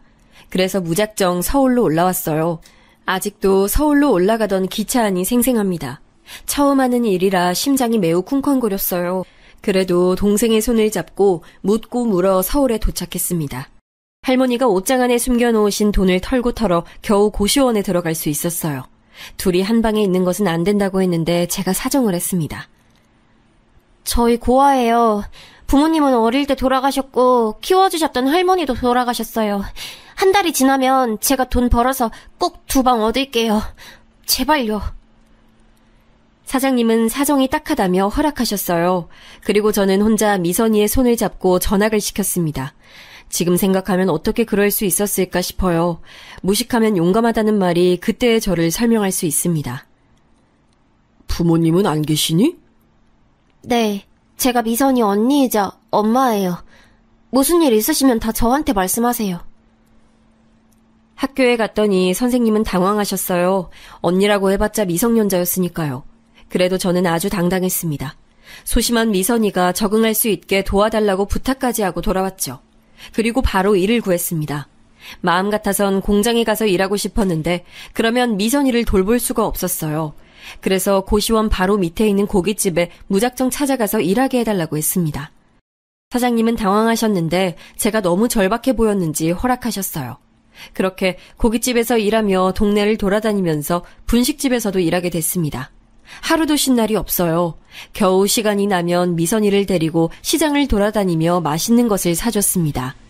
저는 똑같은 옷을 입어도 미선이는 부모 없는 티가 나면 안 됐어요. 그래서 시장에 가서 예쁜 옷을 사서 미선이를 입히기도 했죠. 그런 제가 안쓰러웠는지 미선이는 학교에 적응을 잘했습니다. 제가 본인 걱정을 종이라는 것을 본인이 아는지 최선을 다하더라고요. 부모님이 돌아가시고 충격에 함구증까지 걸렸으면서 어느덧 반장까지 하는 모습을 보고 얼마나 뿌듯했는지 모릅니다. 이제 보통 사람처럼 말도 잘해서 더 뿌듯했어요. 번 돈은 미선이의 옷과 먹는 것을 제외하고 절대 쓰지 않았어요. 특히 저를 위한 투자는 할 생각도 들지 않았습니다. 그렇게 돈을 모아 고시원 생활을 마무리하고 단칸방을 하나 얻게 됐어요. 반지하도 아닌 아예 지하에 있는 방이었는데 그래도 좋았습니다. 해가 들지 않아도 이렇게 우리가 같이 있다는 것에 의의를 두었죠. 언니, 고마워. 나 언니가 이렇게 고생하는 거, 나 때문인 거 다 알아. 내가 평생에 걸쳐 갚을게. 갚을 필요 없어. 우리는 서로 인생에서 우리밖에 없으니까 이렇게 의지하며 살자. 미선이와 저는 서로를 그렇게 의지하며 버텼습니다. 저는 제 인생을 오로지 동생에게 투자하려고 마음을 먹었으니 미선이가 꼭 대학에 가길 원했어요. 대학에 가면 등록금이 필요하니 돈을 악착같이 저축했습니다. 모아도 돈이 부족해 보였어요. 그래서 이미 하는 일에 추가로 더할 일이 없나 알아봤습니다. 그러다 시장에 갔더니 어떤 국밥집에서 사람을 구하더라고요. 바로 들어가서 물어보니 당장 내일부터 나와달라고 했습니다. 그렇게 아르바이트는 시간을 조절해서 일을 하나 더 늘렸어요. 예, 저기 가서 주문 받아. 아우, 3번 테이블 나갔어? 아우, 왜 이렇게 손이 느려? 아르바이트 많이 했대서 뽑았더니 사기당했네. 죄송합니다. 최대한 빨리 움직일게요. 국밥집 사장님은 제가 손이 느리고 답답하다고 항상 뭐라고 하셨습니다. 하지만 저는 진짜 억울했어요. 제가 가게에서 제일 열심히 움직이고 있었거든요. 그리고 다른 가게에서는 사장님들이 저처럼 손 빠른 친구는 처음 본다고 하실 정도로 제가 일머리는 있었습니다. 하지만 고등학교도 졸업하지 못한 제가 일할 수 있는 곳은 많지 않았어요. 그래서 울며 겨자 먹기로 일했습니다. 일이 힘들어도 끝나고 간식을 사서 집에 가면 미선이가 웃는 얼굴로 맞아줬거든요. 그러던 어느 날 국밥집에서 일하는데 누가 자꾸 제 옆을 따라다녔습니다. 처음엔 누구지 싶었는데 알고 봤더니 사장님 아들이더라고요. 나이는 저보다 4살 많았고 사장님과 다르게 웃는 인상이었습니다. 우리 엄마 성격 진짜 이상하죠? 집안 식구들도 그래서 엄마가 저러면 일부러 안 들리는 척해요. 너무 속상해하지 마요. 아니에요. 괜찮아요. 감사합니다. 아, 근데 오늘 일 끝나고 일정 있어요? 같이 뭐 밥이라도 먹을래요? 사장님 아들 이름은 동민이었는데 동민 오빠는 저한테 누가 봐도 호감이 있었어요. 다만 사장님 눈치가 보였는지 은근히 다가왔죠. 그래서 저희는 비밀 아닌 비밀 연애를 시작했습니다. 사장님에게 무슨 말을 들을지 몰랐던 저는 무조건 비밀로 하자고 했어요.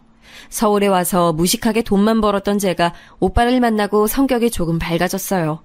돈만 버는 기계처럼 학교에 가지도 못하고 돈을 벌었던 제가 처음으로 새 옷을 사기도 했습니다. 그 모습을 보고 미선이는 자기 일처럼 좋아했어요. 그리고 무엇보다 동민 오빠를 만났던 이유는 바로 미선이에게도 잘해줬어요. 오빠는 대학생이었는데 미선이의 공부를 봐주기도 했습니다. 무거운 것을 들어주고 집에 문제가 있으면 다 해결해주는 오빠를 보고 사랑에 빠지게 됐죠. 미성년자 둘이 사는 게 쉽지 않았는데 오빠 덕분에 위기를 넘긴 적이 한두 번이 아니었습니다. 자연스럽게 저는 남자친구에게 많이 의지하게 됐어요. 그렇게 사장님 몰래 연애하는데 확실히 연애를 시작하니 일을 해도 많이 힘들지 않았습니다. 몇 년의 시간이 흐르고 미선이는 고등학교를 졸업하고 대학에 입학하게 됐어요. 그러면서 대학 등록금도 장학금을 받고 입학했습니다. 다만 장학금 때문에 미선이는 지방으로 내려가야 했죠. 저는 동생과 떨어지기 싫어서 저도 같이 내려가려 했습니다. 그런데 미선이가 이렇게 말했어요. 언니, 그동안 언니가 나를 위해서 희생한 거 알아. 이제 언니 인생 살아야지. 나도 성인이고 이제 스스로 인생 살아보도록 노력할게. 언니는 동민 오빠도 있는데 서울에 계속 있어. 그래도 되는 거야? 언닌 네가 걱정돼. 가서 적응은 잘할 수 있겠어? 언니는 내 나이 때 혼자 아르바이트하고 집도 구하고 다 했으면서 왜 그래. 난 언니한테 고맙고 미안한 맘뿐이야. 마냥 어린아이처럼 느껴지던 미선이는 어느새 다 큰 어른이 되어 있었습니다. 어차피 전액 장학금을 받았고 기숙사까지 있던 터라 저는 미선이의 의견을 존중했어요. 등록금 내라고 모아놓은 돈을 줬더니 미선이는 거절했습니다. 동민 오빠와 결혼하게 되면 쓰라고 했어요. 그때까지도 저는 오빠와 내가 결혼할 수 있을까 생각했습니다. 왜냐하면 저는 고아에다 고등학교도 졸업하지 못했으니까요. 이런 제 맘을 아는 건지 남자친구는 저에게 검정고시를 제안했어요.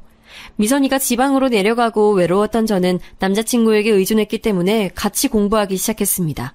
그렇게 고등학교 졸업장도 생겼어요. 그때는 남자친구가 없으면 안 될 것 같았습니다. 그러다 사장님에게 우리 사이를 들키기도 했어요. 당연히 반응은 좋지 않았습니다. 일하라고 뽑아놨더니 남의 집 귀한 아들을 꼬셔? 네가 그러고도 사람이야? 어디서 우리 아들을 넘봐? 분수를 알아야지! 엄마, 내가 지선이 보고 만나자고 했어요. 그만하세요. 뭐? 아유, 머리야. 둘 다 꼴도 보기 싫어. 당장 나가! 너! 내일부터 가게 나오지 마! 예상대로 사장님은 불같이 화를 내셨어요. 하지만 이것도 예상한 반응이라 괜찮았습니다. 그때는 화를 내는 사장님이 밉지도 않았어요. 그냥 다른 생각은 들지 않았고 남자친구가 옆에 있으니 좋았습니다. 국밥집에서 쫓겨나도 마냥 행복했어요. 실제로 미선이가 지방에 내려가고 많이 외로웠는데 그때 옆에 있어준 유일한 사람이 남자친구였으니까요. 그리고 2년 후 남자친구는 저에게 결혼하자는 얘기를 꺼냈습니다. 너무 행복했고 좋았어요. 그러면서 현실적으로 시어머니의 반대는 어떡하지 생각이 들었죠. 우리의 예상대로 시어머니는 제가 인사 갔더니 들어오지도 못하게 문을 열어주지도 않으셨습니다. 하지만 어렸을 때부터 산전수전 다 겪었던 저는 두렵지 않았어요. 그때는 사랑이 영원할 줄 알았거든요. 남자친구도 이런 역경이 있어야 우리가 더 단단해진다고 말했습니다. 아유, 꼴도 보기 싫어. 불려우 같은 게 내 아들을 어떻게 구워 삶은 거야. 너, 내가 다 소문내서 여기 발도 못 들이게 할 거야. 알겠어? 시어머니는 심지어 제가 일하던 가게에 와서 격하게 반대하기도 하셨습니다. 나중엔 어떤 제 또래 여자를 데려와서 같이 욕하더라고요. 누구지 싶었는데 알고 보니 시누이였습니다. 그럴 때마다 남자친구가 대신 욕해주고 나서주니 그 모습을 보며 버텼어요. 엄마, 이 사람이 그 여자야? 아, 진짜 딱 봐도 가난해 보여. 하지만 우리의 마음과 별개로 결혼은 현실이었죠. 그래서 제가 아무리 일해서 돈을 모았어도 한계가 있었고 남자친구는 대학을 막 졸업한 학생이라 돈이 없었습니다. 사실 남자친구는 미선이가 지방으로 가고 우리 집에서 돈 것처럼 지내기도 했거든요. 나중에 그 사실을 알고 시어머니는 찾아와서 집 앞에서 소리를 고래고래 지르기도 하셨죠. 하지만 이런 반대에도 우리는 결혼에 성공했습니다. 눈치채신 분들도 계실 텐데 아이가 생겼어요. 시어머니는 당장 아이를 지우라고 날뛰셨는데 이미 제가 알았을 때가 임신 5개월이었어요.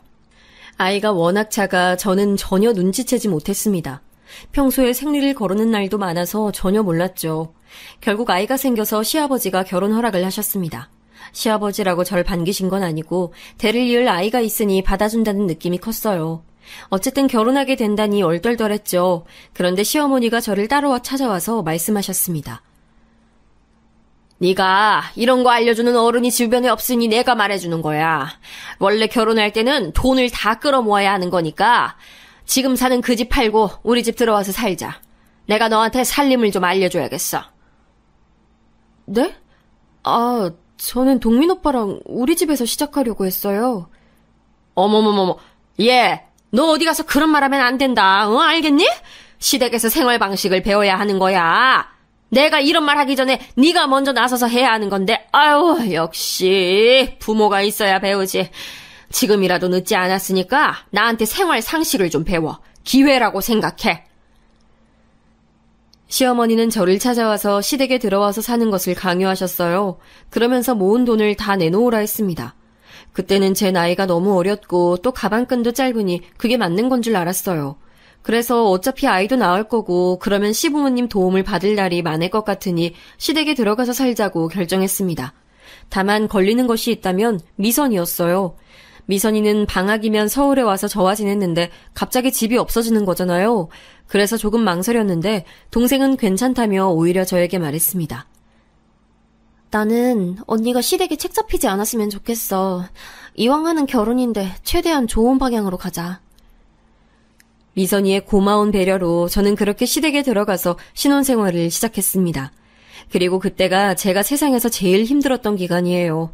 시어머니의 시집살이는 아주 심했습니다. 그렇게 아끼던 본인 아들과 제가 결혼한 게 영 마음에 들지 않으셨던 거죠. 제가 임신한 상태인데도 시어머니는 새벽 5시에 일어나서 집안일을 하길 원하셨어요. 그리고 빨래도 어찌나 많이 시키던지 몸이 나만하질 않았습니다. 시어머니는 제가 집에서 집안일을 하길 원해서 일하던 가게를 다 강제로 그만두게 했어요. 넌 빨리 일어나서 집을 한 번 더 다 닦고 빨래 돌리고 요리해야지. 그리고 어디 가면 시댁 식구들하고 같이 밥을 먹어. 시아버지 출근하시면 그때 먹는 거야. 알겠니? 네. 네라고 대답만 하지 말고 제대로 하란 말이야. 내가 진짜 너만 보면 속이 답답해서 못 살겠어. 아유, 저게 뭐가 좋다고 결혼한다고 데려왔는지. 아유. 엄마, 너무 그러지 마. 배운 게 있어야 제대로 하지. 언니, 제가 알려줄까요? 대놓고 저를 구박하는 시어머니도 서운하고 속상했지만 옆에서 말리는 시누이가 더 얄미웠어요. 시어머니는 남아선호 사상이 강한 옛날 사람이니 그렇다 쳐도 시누이까지 그러니 서러움이 몰려왔습니다. 그래도 남편을 보며 버티려고 했죠. 시간이 지나 출산했는데 아이의 성별은 딸이었어요.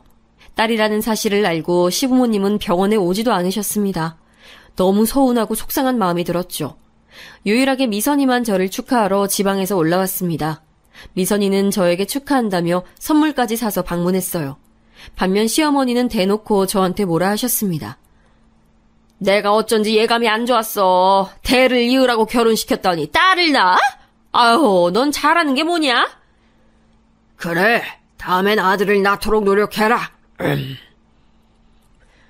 아들을 낳지 못한 게 그렇게 죄인인 줄 그때 알았습니다. 출산하고 호르몬 변화로 인해 안 그래도 서러웠는데 시어머니가 종일 구박하니 못 살겠더라고요. 게다가 조리를 제대로 하지도 못했습니다. 퇴원하고 집에 왔는데 바로 또 새벽 5시부터 깨워서 일을 시켰어요. 미선이가 너무 보고 싶었고 돌아가신 부모님이 그리웠습니다. 혼자 숨죽여 울었던 날이 한두 번이 아니에요. 남편이 그나마 옆에서 위로해주지 않았으면 제가 어떻게 버텼을지 상상도 하기 싫습니다. 혼자 시댁에서 온갖 집안살림 도맡아 하며 아이까지 독박으로 키우는 것은 너무 힘들었어요. 게다가 저는 아이를 낳고 연년생으로 또 아이를 가지게 됐습니다. 시아버지는 이번에는 기필코 아들을 낳으라며 강요 아닌 강요를 하셨어요. 하지만 아이의 성별이 제가 원하는 대로 나오는 게 가능할 리가 없잖아요. 세상에 나오기도 전에 의심부터 받는 우리 아이를 위해 얼마나 기도했는지 모릅니다. 집에서 육아를 도와주는 사람은 한 명도 없어서 막막한 마음도 있었어요. 남편은 시간이 지날수록 저에게 관심이 사라졌습니다.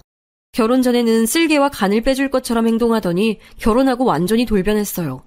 첫째 출산 때까지는 그래도 다정한 면모가 있었는데 둘째 출산 이후로는 아예 육아도 하지 않았습니다.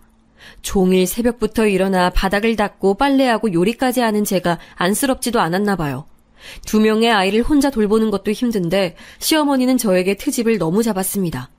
국이 짜다고 해서 소금을 덜 넣으면 싱겁다고 난리셨어요. 아우, 야! 넌 국이 이게 뭐냐? 넌 이걸 요리라고 했어? 일부러 이러는 거야, 어? 불만 있으면 말을 해. 이렇게 싱거운 걸 누구 먹으라고 한 거야? 어머니, 아니에요. 제가 아까 애들 돌보면서 끓여서 그런가 봐요. 소금 더 넣을까요? 애는 너 혼자 키워? 난 너보다 더 했어. 어디서 말대꾸야? 애초에 잘하면 되잖아. 제가 아무리 변명해도 시어머니는 말대꾸라며 절 싫어하셨어요. 심지어 두 딸이 노는 것도 보기 싫었는지 우리 딸들은 거실로 나오지도 못했습니다. 제 얼굴만 보면 아들 타령을 하도 해서 제 이름이 아들인 줄 알았어요. 설상가상으로 남편은 이때부터 밖으로 나들기 시작했습니다. 심지어 제가 들고 온 돈으로 도박까지 해서 다 날려버렸어요. 저는 시댁에서 살다 남편이 벌어온 돈을 모아 독립할 예정이었는데 아예 원점으로 돌아가 버렸죠.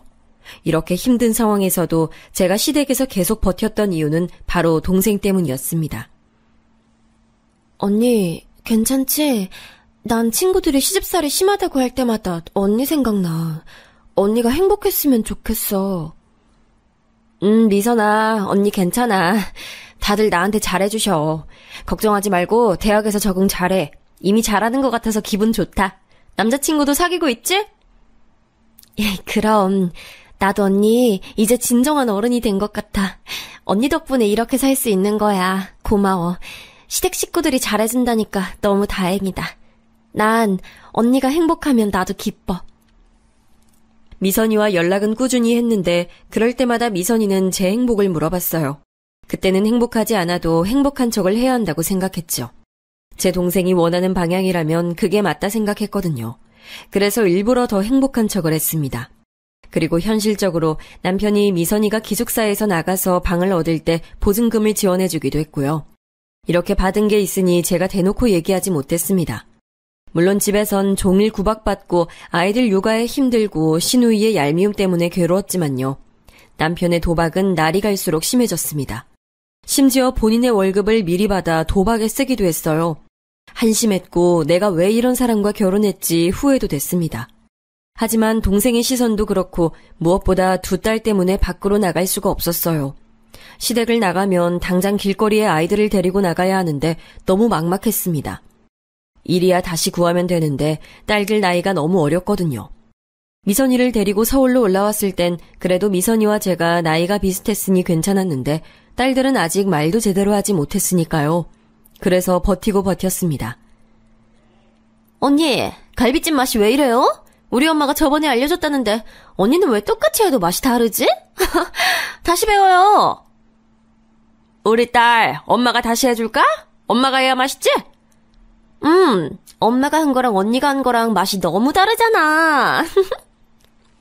시어머니와 시누이는 저에게 시도 때도 없이 구박했어요. 처음엔 그래도 받아치려고 했는데 그럴수록 심해져서 나중엔 대답도 하지 않았습니다. 그저 안 들리는 척 아이들 육아에 힘을 쏟았어요. 집에서 딸들을 예뻐하는 어른이 저밖에 없으니 딸들은 저만 바라봤습니다. 그게 귀엽고 안쓰러우면서도 참 힘들었어요. 아이는 저와 남편이 만들었는데 오로지 책임은 저만 지고 있었으니까요. 한숨이 절로 늘어나는 상황이었습니다. 그렇게 시간이 지나 어느새 딸들은 초등학교에 입학했어요. 그때까지 정말 유치원 행사도 제가 혼자 챙겼습니다. 오죽하면 밖으로 놔두는 남편 때문에 딸들은 아빠를 어색해했어요. 저도 속으로 이건 아니라고 느꼈죠. 그래서 시댁 식구들 몰래 돈을 모으기 시작했습니다. 절박한 심정으로 남편의 지갑에서 현금을 조금씩 빼서 따로 모으기 시작했어요. 남편은 술에 취하면 돈이 없어져도 모르는 사람이라 악착같이 모았습니다. 그리고 시장에 가서 음식 재료를 살 때도 최대한 깎아서 잔돈을 만들었어요. 시댁 식구들이 밖에 나갔을 때 몰래 바느질하며 일감을 구해 용돈벌이도 했습니다. 기계처럼 모았던 돈은 이미 남편의 도박으로 없어진 지 오래였어요. 그러면서 돈이 조금씩 모이니 저도 시댁에서 당하고만 있진 않았습니다. 아주 소액이어도 할 말을 할 수 있더라고요. 물론 시어머니와 시누이가 저한테 한 것처럼은 아니었지만요. 얘, 넌 청소를 어떻게 했길래 바닥에 이래? 좀 제대로 닦어! 어머니, 아침에 제가 닦은 거 보셨잖아요. 아가씨가 아까 거기서 과자 먹던데 아가씨가 그렇게 했나 봐요. 뭐? 그럼 우리 딸이 잘못했다는 거야? 시댁 식구 무서운 줄을 몰라? 그냥 그 원인이 제가 아니라고 말씀드리는 거예요. 처음엔 저렇게 대응하고 손이 벌벌 떨리고 심장이 쿵쾅거렸어요. 그런데 시간이 지나면서 저도 당당하게 나갔습니다. 시어머니가 뭐라 하면 그냥 집을 나갔어요. 남편은 이미 의지하지 못하는 대상이라 딸들을 보며 버텼습니다. 그래도 우리 딸들을 보면 입가에 미소가 지어졌어요. 제가 낳았는데 너무 예뻤고 제 딸들인데 진짜 착하거든요. 천사 같은 아이들을 보며 우리 부모님도 이런 마음이었을까 생각이 들었습니다. 바라보고 있어도 보고 싶은 소중한 보물이었죠. 미선이도 우리 딸들을 아주 예뻐했습니다. 동생은 대학에서 만난 남자친구와 결혼 예정이었어요. 그러면서 서울로 저를 보러 왔는데 미선이는 볼수록 더 예뻐졌어요. 데리고 온 남자친구도 제 남편과 달리 훤칠하고 다정하고 성실했습니다. 이런 사람이라면 제 동생을 믿고 보낼 수 있다고 생각했죠. 언니, 지영이랑 소영이 맛있는 거 사줘. 알겠지? 아니야. 언니 돈 많아. 안 줘도 괜찮아. 가져가. 이걸로 너 먹고 싶은 거 사 먹어. 언니, 그럼 언니라도 사 먹어. 언니가 나 키웠으면서 이런 용돈도 안 받으면 어떡해. 미선이는 저를 보러 올 때마다 손에 봉투를 들고 왔습니다. 대학을 졸업하고 알만한 대기업에 취업해서 잘 나가는 직장인이었죠. 그런 미선이를 보며 비록 제 인생은 이래도 동생이 행복하니 다 괜찮았어요. 힘들게 어릴 때 동생을 키우려고 노력했던 게 돌아오니 기뻤습니다. 미선이가 준 돈은 단 1원도 쓰지 않았어요. 대신 제 비상금으로 모으고 또 모았습니다. 나중에 딸들을 위해 쓰려고요. 미선이는 결혼하고 서울로 올라와서 살겠다고 해서 그것만을 기다렸습니다. 확실히 제가 동생을 보고 나면 기분이 매우 좋았거든요. 그래서 그날만을 위해 바라보고 살았습니다. 그런데 너무 끔찍한 일이 발생했어요. 아이들이 학교에서 집으로 돌아오는 시간이라 간식을 준비하고 있었습니다. 그런데 전화벨이 울렸어요. 발신자를 보니 동생 남자친구였죠. 이 친구가 나한테 연락할 사람이 아닌데 무슨 일인지 싶어 받았더니 우느라 말을 잇지 못하고 있었어요. 직감적으로 동생에게 무슨 일이 생겼다고 느꼈습니다. 침착하게 무슨 일이냐고 물었더니 동생의 남자친구는 오열하며 당장 병원으로 와달라는 말만 되풀이했습니다. 그리고 도대체 무슨 정신으로 병원에 갔는진 기억도 안 나요. 제가 기억나는 건 응급실에 도착했더니 숨이 끊기기 직전인 동생의 모습이에요.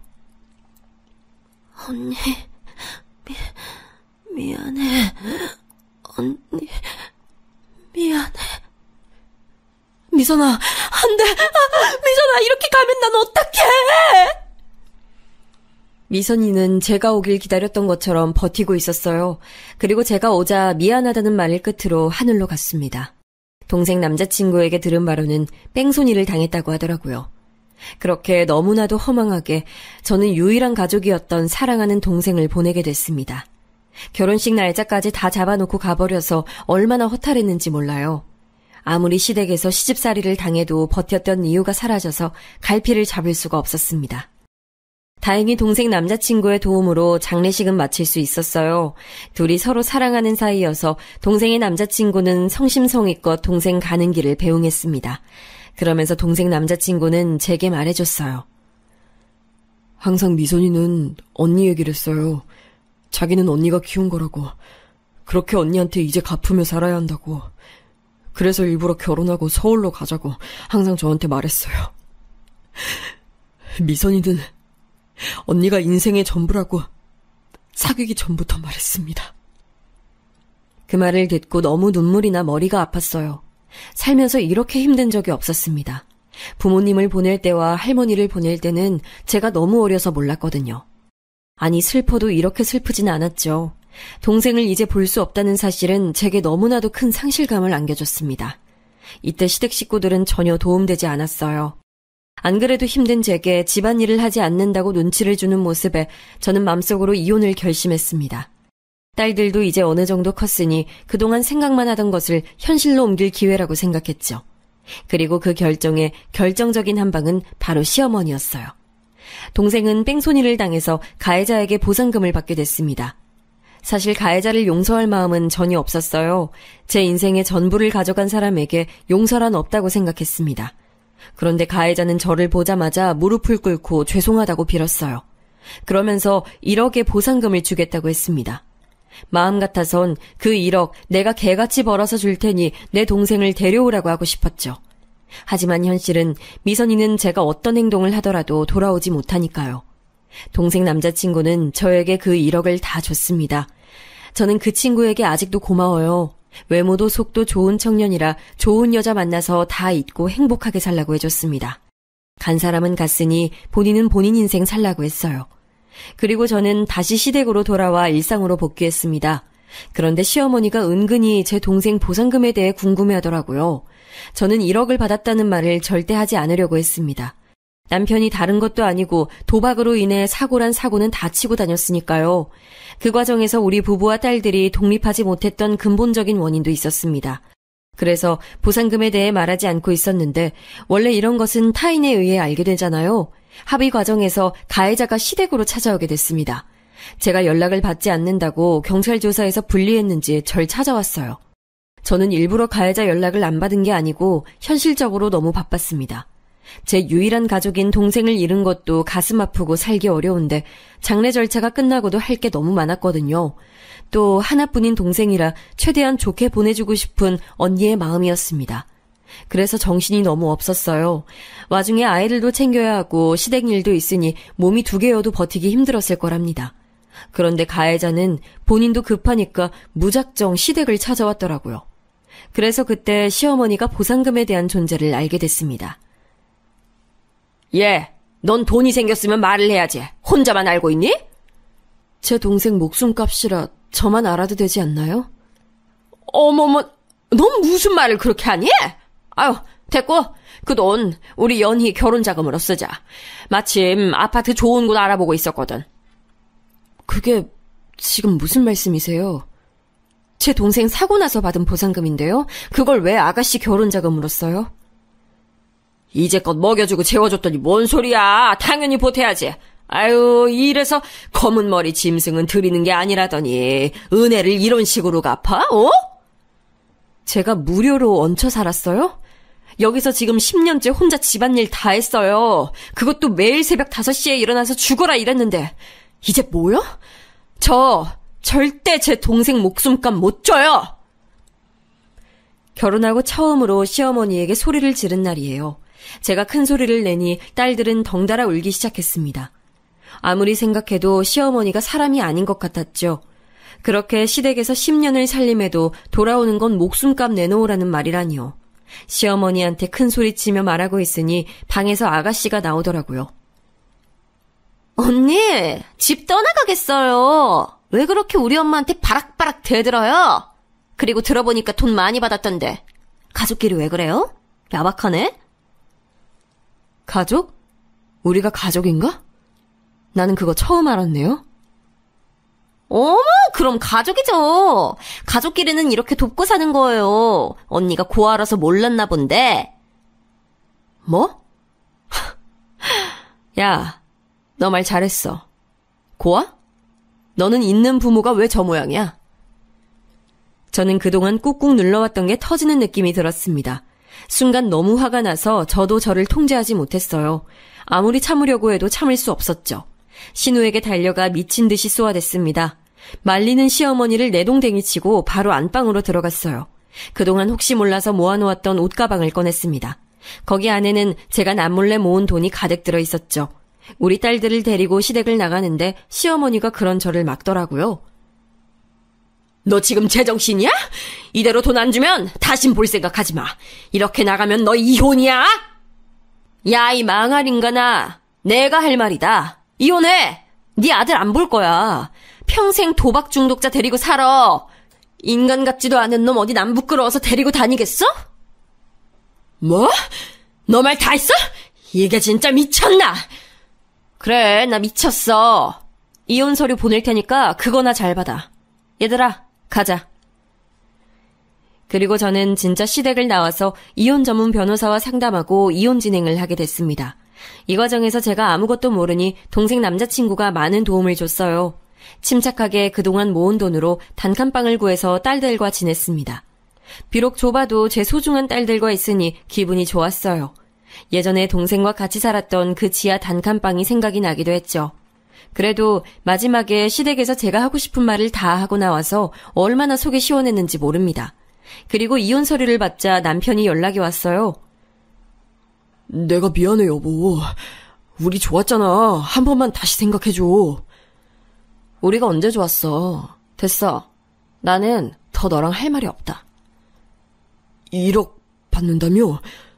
그거 나 조금만 주면 안 되겠니? 아, 진짜 너라는 인간하고 대화하는 시간이 아깝다. 야, 이혼 도장이나 찍어. 남편은 마지막까지 개차반처럼 굴었습니다. 결혼 전에는 저런 사람인 줄 전혀 몰랐는데 이제 저 인간 자체에 대한 환멸이 끊이지 않았죠. 이혼은 결국 하게 됐고 저는 해방감이 너무 좋았습니다. 보상금 받은 것과 제가 그동안 모은 돈으로 작은 아파트도 들어올 수 있었어요. 그리고 아이들이 학교에 갔을 때 일하면서 돈도 벌고 있습니다.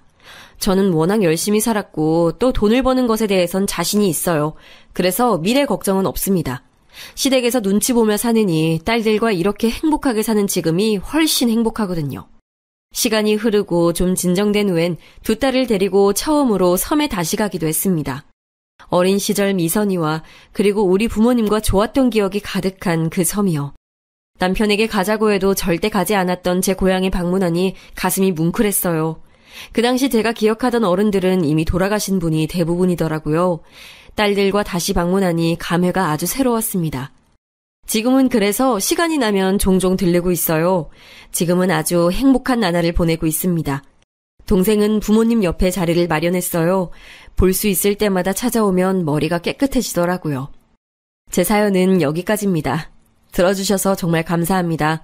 여러분도 행복한 인생 찾아나가길 바랄게요.